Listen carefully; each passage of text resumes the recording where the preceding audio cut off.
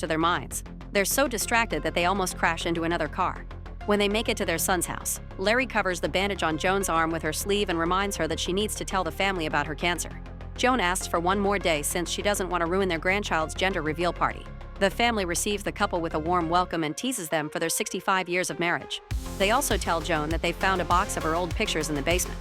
One of the photos is of Joan's wedding to her first husband Luke, who died during the war. Meanwhile, Larry is having some pretzels when suddenly he starts choking. He struggles to breathe as he collapses on the floor. Seconds later, Larry is shocked to wake up in a train with pink confetti falling on his head. A kid in an oversized suit says Larry wasn't expecting it before walking away. When the train stops at the station, Larry notices that many passengers are wearing hospital gowns. He follows the passengers until he makes it to a crowded area known as the Junction, where lots of people tell him things that he doesn't understand. Larry tells the receptionist that he's been abducted, but she assures him he wasn't and he has to wait until his AC comes for him. Some hours later, most of the crowd is gone and Larry is napping on the chairs. He's awakened by Anna, who introduces herself as his AC. This stands for Afterlife Coordinator, which means Larry has died. Larry starts to deny it, but at the same time he sees the confetti and realizes his grandkid is a girl. Anna makes Larry look at himself in the mirror and he finally notices he's young again, proving her story.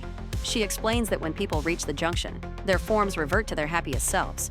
As Anna guides him through the building, Larry keeps insisting that he must go back to his wife, so Anna slaps him to make him stop whining. She also clarifies that this isn't paradise, it's a brief transition between life and eternity.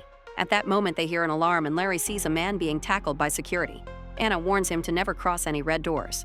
Afterward, Anna takes Larry to his temporary room and leaves him brochures promoting eternities as presented by different religions. He must stay there until he chooses the right eternity for himself, and the closet is all his favorite clothes. After a quick clothes change, Larry tries to watch TV, but all the channels are ads for different kinds of eternities. Then Larry explores the junction, only to find dozens of booths promoting even more eternities. Eventually, he finds a bar, and as soon as he takes a seat, a beautiful woman sits next to him. He tries to explain he's married, yet the woman keeps flirting to promote a naughty eternity. Thankfully, bartender Luke reminds her that advertising is forbidden in the bar, so she leaves. Larry wonders if the bartender is an angel, but Luke clarifies he's just a soul that got a job to stay in the junction. Since Larry is still confused, Luke shares the rules.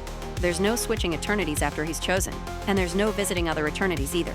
If he breaks a rule, overstays his welcome, or tries to switch eternities, they'll put him in the void.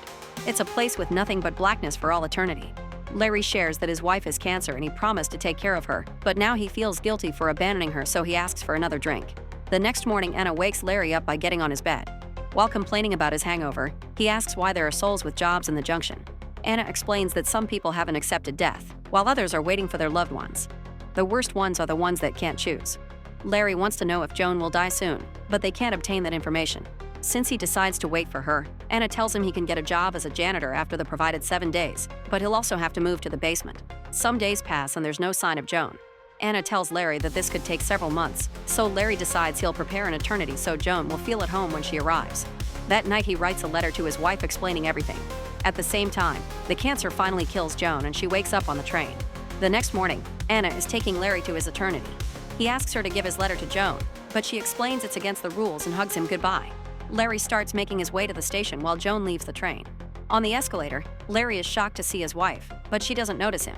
A desperate Larry quickly changes lanes and rushes back to the junction, where Joan is seeing her young face in a mirror. The couple reunites with a warm hug. Joan already figured out that she's dead and scolds Larry for dying in such a stupid way. The moment is interrupted by Ryan, Joan's afterlife coordinator. He drags her away from Larry and brings her to her first husband Luke, who has been waiting for her for 67 years. They share a very sweet and emotional reunion. However, Larry interrupts them because he was to take Joan away to his eternity. Joan starts having a panic attack when she realizes she must choose a husband to spend eternity with, so Ryan takes her to her room. After Joan changes into a nice dress, Ryan tries to guide her through her options. At that moment, Luke comes to see her and a scared Joan slams the door in his face. Ryan thinks Luke is the better option because he was loyal for over 50 years, so he leaves them alone. Meanwhile, Larry is ranting to Anna, who reveals she used to have a relationship with Ryan. She thinks Luke is extremely handsome, so Larry points out that he's the one who gave Joan 65 years of marriage and children. Anna calls it emotional blackmail. Back to Joan, she and Luke go on a walk around the junction and behave rather awkwardly. Suddenly, 2 guards run nearby to catch a guy who tries to escape his eternity. One of the guards stops to say hi to Luke and immediately recognizes Joan. It seems Luke has been talking about her a lot. After they're gone, Luke explains the rules and tells Joan that he loves her. He says he thought about her every single day and shares lots of sweet words before trying to kiss her, but